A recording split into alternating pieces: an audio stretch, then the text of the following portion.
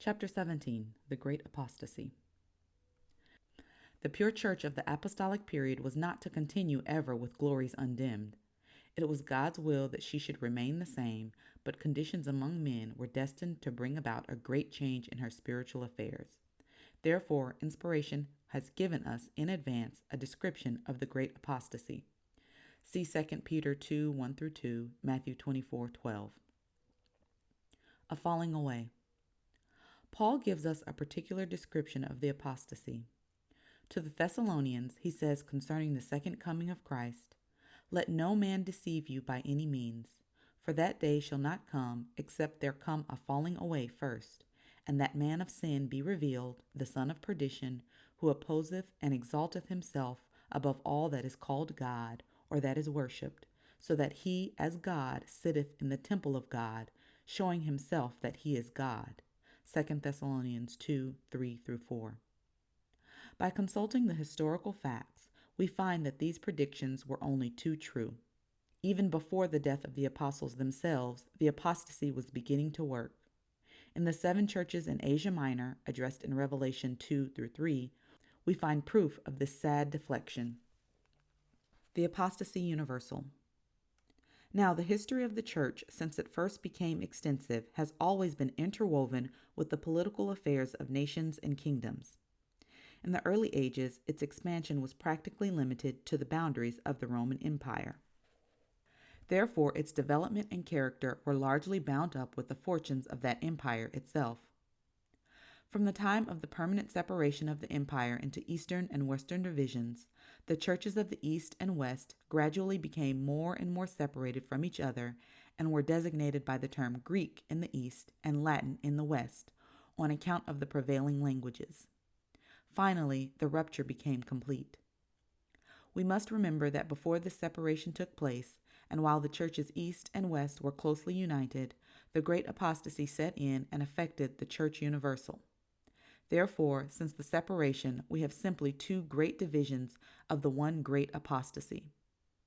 Out of the one division developed the churches of the east: Greek, Old Syrian, Gregorian, Armenian, Abyssinian, Nestorian, Coptic, and others, while from the other divisions arose the papacy in the west, and out of it Protestantism with its many divisions, as we shall see presently. Since the fortunes of the west, political and ecclesiastical, were destined to rise to greater heights and to overshadow and eclipse the fortunes of the east, the prophecies are naturally directed more particularly to the western empire, bringing into prominence the development of ecclesiasticism. The papacy. In the passage already quoted, 2 Thessalonians 2:34, it is the papacy that the apostle so graphically describes, as anyone who has a knowledge of church history can easily see. The description is so real that one could almost think that it was written after the development of the papacy itself. In this connection, the apostle shows that the seeds of apostasy, out of which the papacy was to grow, were already planted, for he says, "The mystery of iniquity doth already work." Verse 7. Though this church apostate grew up by degrees in the West, it attained great dominion and authority, civil and ecclesiastical, so that Rome became as thoroughly Christian, so called, as it had previously been pagan. In fact, it was simply the Roman Empire in the West in another form, arrayed in a Christian garb instead of a heathen one. It is, therefore, described in the prophecies of the Revelation as the successor of the dragon, or heathen Rome, reigning in his stead and exercising his dominion and power. "And I stood upon the sand of the sea, and saw a beast rise up out of the sea, having 7 heads and 10 horns, and upon his horns 10 crowns, and upon his heads the name of blasphemy.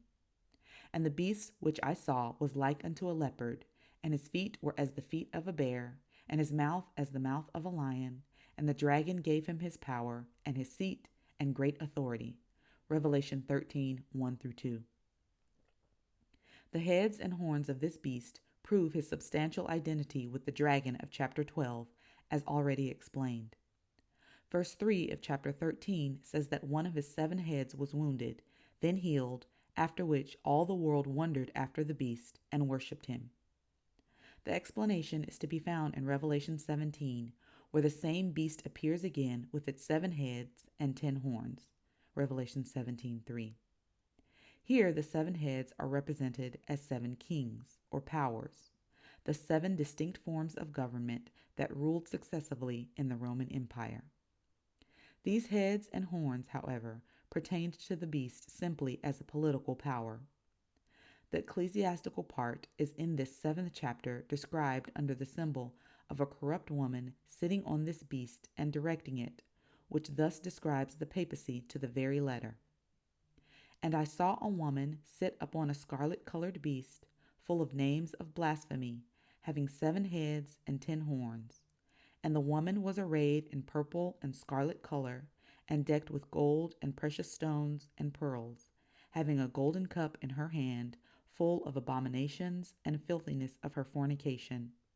And upon her forehead was a name written, Mystery, Babylon the Great, the mother of harlots and abominations of the earth. And I saw the woman drunken with the blood of the saints, and with the blood of the martyrs of Jesus. And when I saw her, I wondered with great admiration. Revelation 17:3-6.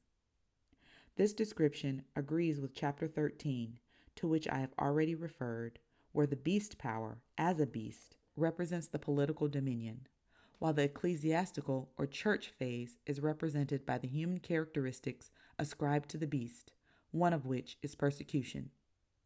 And it was given unto him to make war with the saints and to overcome them, and power was given him over all kindreds and tongues and nations. Verse 7. Footnote.